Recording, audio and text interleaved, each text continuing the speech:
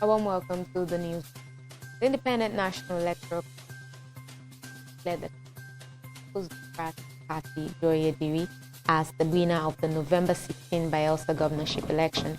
Consequently, Diri and his deputy, Lawrence Erujapo, were presented with their certificates of return at the INEC headquarters in Abuja. This development is coming a day after the Supreme Court sacked David Leon and his deputy, Biobarakuma Deji, after insisting that the latter presented a forged certificate to INEC. And some youths in Bayelsa State have taken to the streets in the capital, Yenagoa, to register their displeasure against Thursday's Supreme Court judgment nullifying Leon's election as governor of the state. Bonfires were erected around Tombia roundabout Opolo in Yenagoa and some other areas of the state. The youths also created a blockade en route to the inauguration venue in the state capital, where Senator Douye is expected to be sworn in. They are insisting that no handover of power would be conducted in the state without Leon. Nigerian students in Wuhan, China, have lamented their alleged abandonment by the federal government despite repeated pleas for evacuation.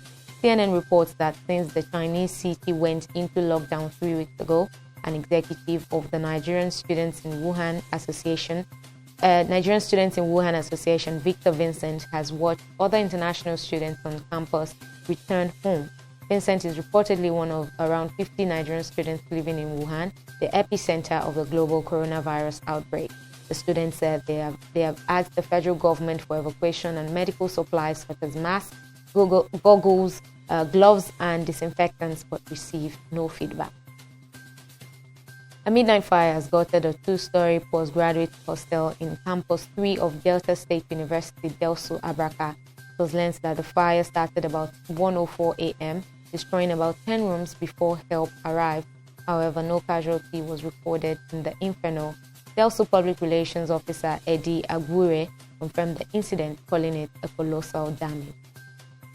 The Nigeria's Electricity Regulatory Commission, NERC, says the entire market participants in the Nigerian electricity supply industry recorded a total of 1.7 trillion naira tariff-related shortfall between 2015 and 2019.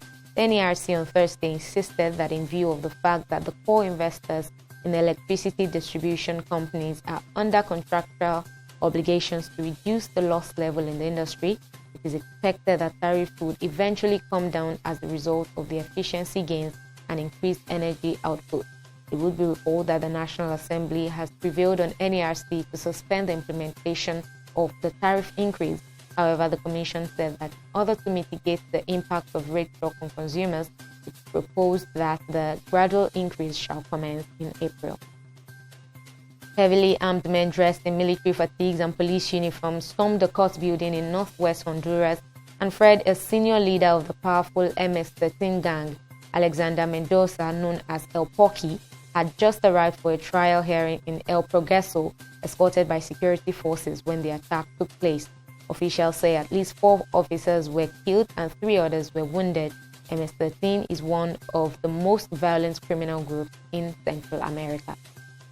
The former Inter Milan and AC Milan star Taribo West has now teamed up with several other former internationals in a bid to get rid of corrupt top officials in Nigerian sport.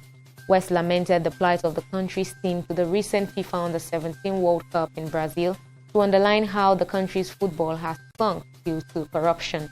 West was in the 90s an uncompromising centre-back, and is now a crusader for a better run Nigerian football. That's the latest from the newsroom. Many thanks for watching.